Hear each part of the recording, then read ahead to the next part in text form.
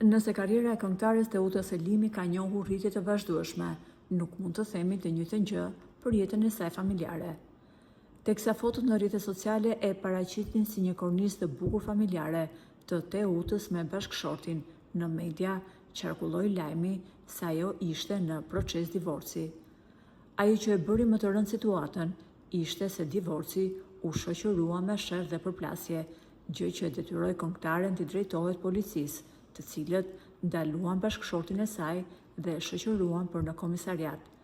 Po sikur të mos mjaftonte ky fakt, këngëtarja u godit dy fish nga ajo që ndodhi në familjen e saj.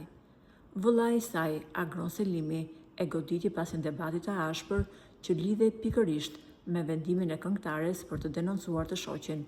Pas këtij incidenti, vëllai i saj u ndalua nga policia për 48 orë. Brenda ditës, këngëtarja humbi dy gjëra shumë të shtrenjta, vëllain dhe bashkëshortin. Marrëdhënia mes tyre u shkatërrua.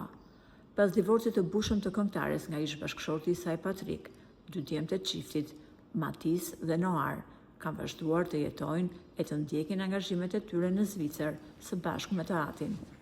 Nga ana tjetër, Teuta Selimi është vendosur dhe ka përqendruar jetën dhe karrierën e saj në një banesë në Prishtinë.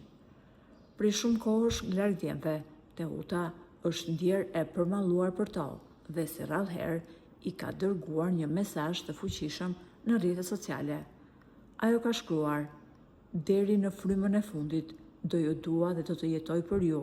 Kilometrat nuk mund t'ju largoj nga zemra ime, e cila rrep vetëm për ju në çdo sekond."